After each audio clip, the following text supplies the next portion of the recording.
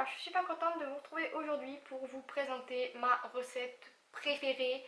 Donc si vous me connaissez, donc j'ai sûrement dû en parler sur Facebook déjà, j'étais en licence de langue scandinave parce que j'étais complètement passionnée et je suis encore aujourd'hui.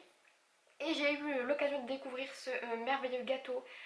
C'est mon gâteau préféré et ça rassemble tout ce que j'aime, donc de la noix de coco, du moelleux, du goût. Donc alors c'est un gâteau danois qui s'appelle donc Drømmekager, ce qui signifie gâteau de rêve, donc gâteau de mes rêves surtout.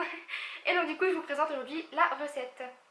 Alors pour réaliser ce gâteau vous aurez besoin de 125 g de farine, 150 g de sucre, 50 g de beurre, 100 ml de lait, 2 œufs, une bonne cuillère à café de levure chimique et une demi-cuillère à soupe de sucre vanillé. Et pour le glaçage vous aurez besoin de 50 g de beurre, 75 g de noix de coco râpée, 80 ml de lait et 110 g de sucre roux. Donc tout d'abord on viendra préchauffer le four à 180 degrés. Donc on va d'abord commencer par le gâteau. Donc dans un premier temps, il faudra mettre dans une petite casserole le lait et le beurre et on va le faire fondre à feu doux. Pendant ce temps, on va venir donc dans un bol battre les œufs et le sucre jusqu'à l'obtention d'une légère mousse.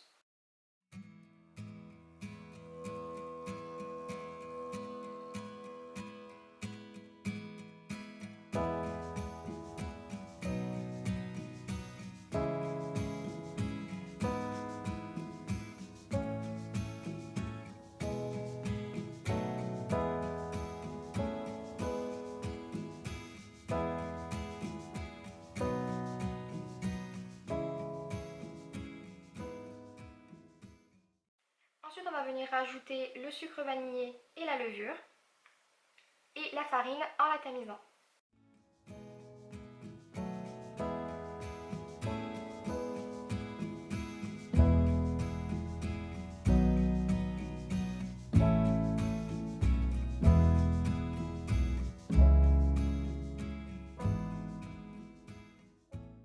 Une fois la farine incorporée, on va venir mélanger l'appareil de façon homogène. Puis on va venir ajouter le mélange tiède de lait et de beurre.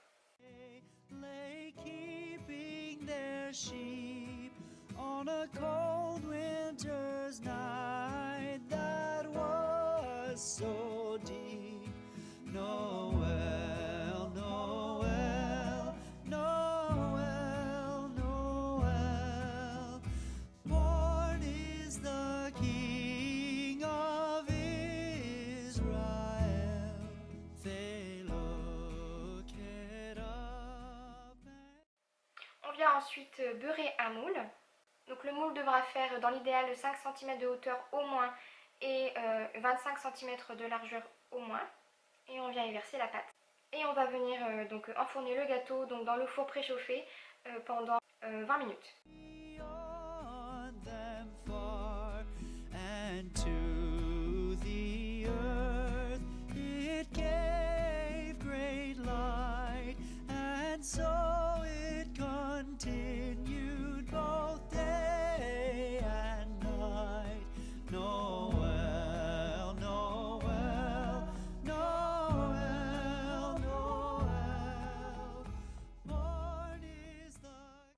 Pendant que le gâteau cuit, on va venir s'occuper du nappage. Donc pour ça, il faudra mettre l'intégralité des ingrédients dans une petite casserole et il faudra porter le mélange de ces ingrédients à ébullition. Donc il ne faudra pas hésiter à remuer de temps en temps pour bien faire fondre le beurre.